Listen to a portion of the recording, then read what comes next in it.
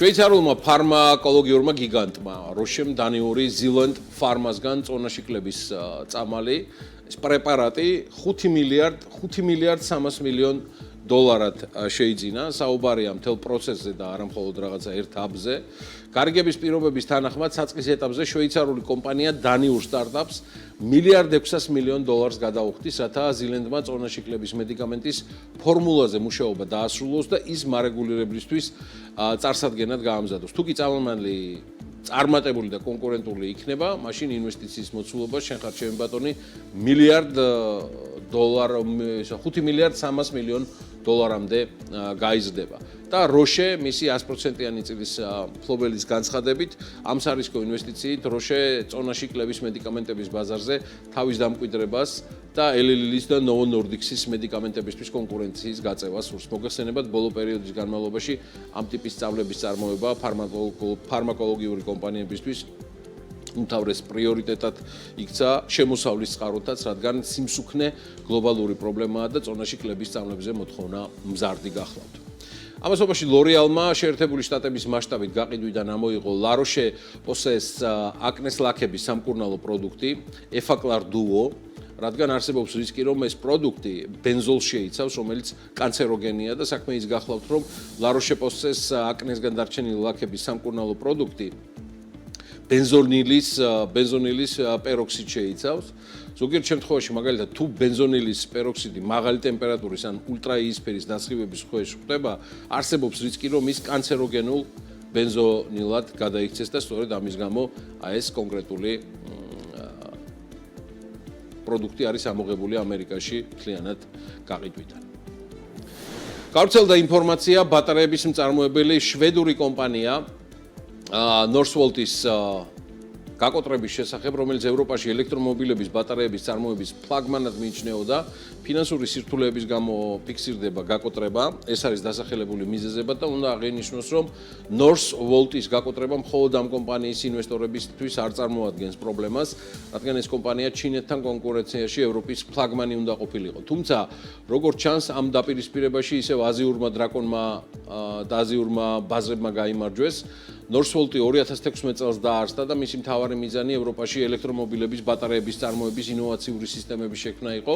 კომპანია მწვანე ტექნოლოგიებზე აკეთებდა აქცენტს და მისი ბატარეების წარმოება ძირითადად განახლებადი ენერგიით ხდებოდა. დროთა განმავლობაში Northvolt-მა 2 მილიარდ დოლარზე მეტი ინვესტიცია მოიზიდა და მისი პარტნიორები გახდნენ ისეთი გიგანტები, როგორიც არიან Volvo, Volkswagen, BMW, Goldman Sachs-ი. წარმატებული სტარტის მიუხედავად კომპანიამ მოგებაზე გასვლა ვერ შეძლო, რაც ევროპაში არსებული მაღალი საწარმოო ხარჯებით, კვალიფიციური კადრების დეფიციტით და ელექტრომობილებზე შემცირებული მოთხოვნით იქნა განპირობებული. ამასობაში თემა საავტომობილო თემატიკა რომ გავაგრძელოთ ერთგვარად, გერმანული საავტომობილო კონგლომერატის Volkswagen ჯგუფის გრუპის მოგება შემცირდა. ჯგუფი, რომელიც Volkswagen-ის გარდა Audi-ს, Porsche-ს, Bugatti-ს, Lamborghini-ს, Skoda-ს და სხვა არაერთ ცნობილ ბრენდს აერთიანებს არასახარბიელო ფინანსურ ანგარიშგებას აქვეყნებს, რომელშიც აღნიშნულია, რომ კომპანიამ 2024 წელს ჯამში დაახლოებით 21 მილიარდი საოპერაციო მოგება მიიღო, რაც 15%-ით შემცირებული მაჩვენებელია. ამასობაში მიღმა პოლიტიკისა პრეზიდენტ დონალდ ტრამპის განცხადებით ეკონომიკის თემებზე შეერთებული შტატების ენერგეტიკული უსაფრთხოების უზრუნველყოფის მიზნით ამერიკის შეერთებული შტატების მთავრობამ ნავთობისა და გაზის სტრატეგიული რეზერვი სრულად უნდა შეავსოს. ერთი შეხედვით ეს საკმაოდ მარტივად შესასრულებელი დავალება ჩანს, თუმცა საქმე ის გახლავთ, რომ სტრატეგიული რეზერვის მაქსიმალური მოცულობა შეერთებულ შტატებში არის 727 მილიონი ბარელი და ის ამჟამად მხოლოდ 54%-ით არის შევსებული. ქვეყნის ენერგეტიკის დეპარტამენტის დათვლებით ამჟამინდელი ფასით რეზერვის სრულად შევსებას დაახლოებით 20 მილიარდი დასჭირდება და ეს თანხა ქვეყნის ბიუჯეტიდან უნდა იყოს გამოყოფილი, რომელიც არ იყო გათვალისწინებული 2025 წლის გეგმით. ამასთან ენერგეტიკის დეპარტამენტში აღნიშნავენ, რომ რეზერვის მყისიერი შევსება არ არის სასურველი, რადგან ასეთი მსხვილი ტრანზაქცია ბაზარზე შესაძლოა ნავთობის მკვეთრი გაძვირებაც გამოიწვიოს, ამიტომ უმჯობესი იქნება თუ ქვეყანა სტრატეგიულ რეზერვს ეტაპობრივად რამდენიმე თვის ან წლის განმავლობაში შეავსებს. ისე ღირს აღნიშნოთ, რომ ბოლო პერიოდში საერთაშორისო ენერგეტიკულ ბირჟაზე ნავთობის ფასები შემცირდა და ერთ თვიან პერიოდში კორექციამ 6%-ს მიაღწია. ხოლო წინა წელთან შედარებით ნავთობის საშუალოდ 17%-ით არის გაიაფებული. ამჟამად ბარელი ბრენტის ფასი $70 ადგენს, ხოლო WTI-ის ფასი 77-ის ფარგლებშია, რუსული ნავთობს რაც შეეხება ურალს $65 ადგენს. აქ საფრთხილოა, რომ თითქმის სამივე ნავთობის სახეობა ფაქტიურად ერთ საფასო კატეგორიაში გადის ნელ-ნელა. ბოლო პერიოდის განმავლობაში ნავთობის გაიაფება უკრაინასა და რუსეთს შორის შესაძლო სამშვიდობო შეთანხმების პერსპექტივას უკავშირდებოდა.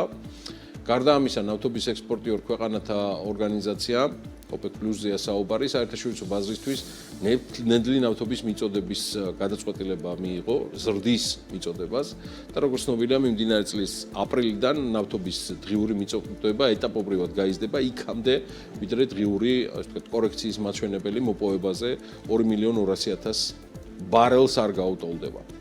მართალია მიწოდების გაზრდა, ნავთობის გაიაფებას და OPEC-ის წევრი სახელმწიფოების ფინანსური სარგლების მოცულობის შემცირებას გამოიწვევს, თუმცა, როგორც ჩანს, საუდის არაბეთს და მის მოკავშირეებს ამჟამად სხვა პრიორიტეტები აქვთ. ამის გარდა პრეზიდენტ ტრამპის მიერ წამოწყებულმა სავაჭრო ომმა და შეერთებული შტატების მთავრობის მიერ მეტალების იმპორტზე 25%-იანი სატარიფო რეჟიმის ამოქმედებამ საერთაშორისო ბირჟაზე ფოლადისა და ალუმინის გაძვირება გამოიწვია. ტრამპის ინაუგურაციის შემდეგ ფოლადის ფასი ბირჟაზე არის გაზრდილი 32%-ით, ალუმინის გაძვირების მაჩვენებელი კი 18% შეადგენს, ასევე 20%-იან გაძვირებას აჩვენებს სპილენძის ფასი, რადგან ინვესტორებს აქვთ მოლოდინი, რომ შემდეგი საქონელი, რომელზედაც ტრამპი ტარიფს დააწესებს, სწორედ სპილენძი იქნება.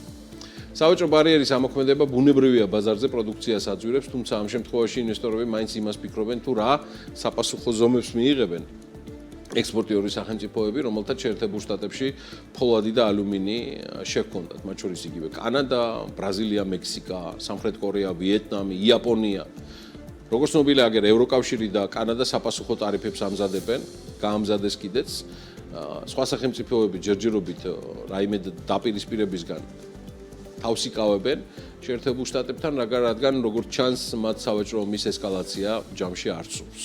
გულწრფელად ვიმედოვნებ, რომ ევროკავშირი საქართველოს ურთიერთობები უკეთესობისკენ შეიცვლება და მჯერა რომ ბიზნეს სექტორი გადამწყვეტ როლს ითამაშებს საქართველოს ევროკავშირისკენ სვლაში. ამის შესახებ ევროკავშირის ელჩი საქართველოში პაվել ჰერჩინსკი აცხადებს. ცნობისთვის დღეს ევროკავშირმა საქართველოს ბიზნეს კლიმატის 2024 წლის ანგარიში გამოაქვეყნა, რომელიც ევროპულმა ბიზნეს ასოციაციამ მოამზადა. ანგარიშის თანახმად საქართველოში მოქმედი ევროპული ბიზნესებისთვის მთავარი გამოწვევა პოლიტიკური არასტაბილურობაა, რომელიც განსაკუთრებით გასულ წელს გაიზარდა. კვლევასთან დაკავშირებით ევროკავშირის ელჩი აღნიშნავს, რომ ქვეყანაში რეფორმების მიმართულებით არსებული რეგრესი ბიზნესების განვითარების ერთ-ერთი წამყვანი შემოფერხებელი ფაქტორია. პაվել ჰერჩინსკი ასევე აღნიშნავს, რომ საქართველოს ბიზნეს კლიმატზე ნეგატიურ გავლენას ახდენს სამუშაო ძალის პროფესიული უნარების დეფიციტით, რომლის ეკონომიკური ეფექტიც აღნიშნულ კვლევაში დეტალურად არის შეფასებული.